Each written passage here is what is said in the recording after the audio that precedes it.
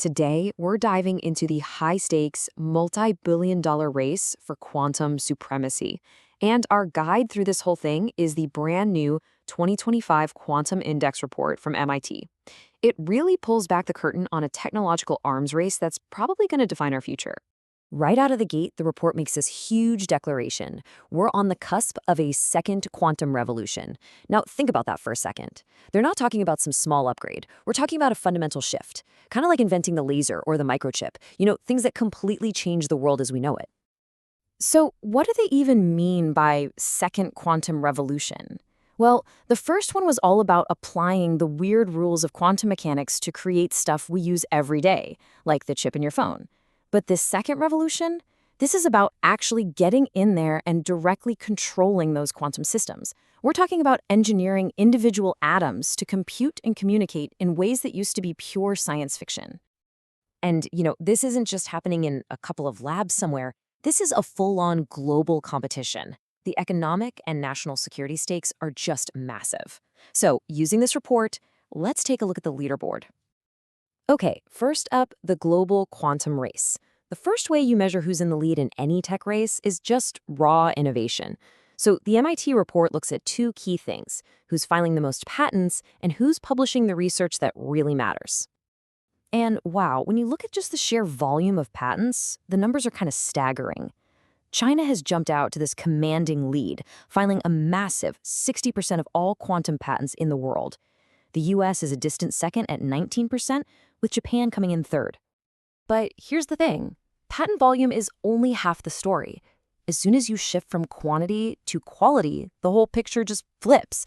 So yeah, China publishes the most papers, but the research coming out of the US has a much, much higher impact, which we can see by how often other scientists cite it. It kind of suggests that while China is building this super wide foundation, the US is building these taller, really influential pillars of research. And this is where it gets really interesting, because it shows we're not watching some simple two-horse race. Instead, countries are developing their own specialties. The US is really focused on dominating the high-impact research for quantum computing. Meanwhile, China has become the clear, undisputed leader in quantum communications, both in research and in patenting tech for things like unhackable networks. All right, section 2, fueling the future. So you've got this incredible innovation race going on, but a race this intense needs a ton of fuel. The report dives into the two most critical resources here: money and people. And the scale of private investment is just mind-blowing. In 2024 alone, venture capitalists poured a record-breaking $1.6 billion into quantum startups. I mean, the commercial world is clearly betting big on this tech.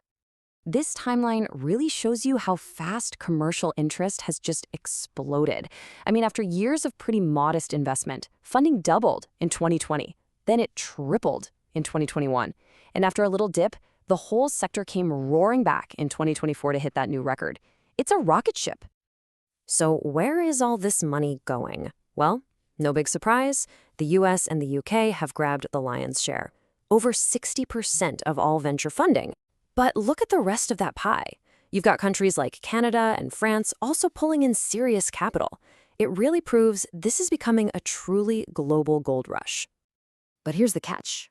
All the money in the world can't solve one critical problem. The report points to a major bottleneck that's starting to emerge: a massive talent shortage. The demand for people with quantum skills has nearly tripled in just a few years, but the supply of experts just can't keep up. Honestly, this could be the single biggest hurdle in the entire race.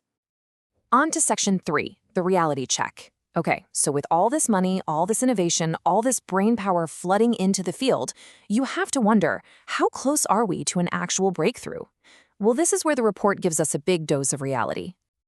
This is the big question, right? It's on everyone's mind. After all the hype, are we actually close to having a truly useful quantum computer? And the report's answer is pretty blunt. It says that despite all the amazing progress, today's quantum processors remain, quote, far from meeting the requirements for running large-scale commercial applications.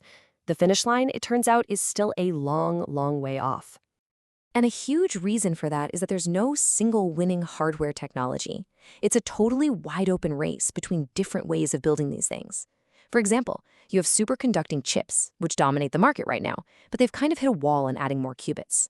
Then you have trapped ions, which offer incredible quality, but they're slow and small. And these newer ideas, like neutral atoms and photonics, they show a lot of promise for scaling up, but they have their own trade-offs. Basically, nobody has cracked the code yet. So, Section 4, what happens next?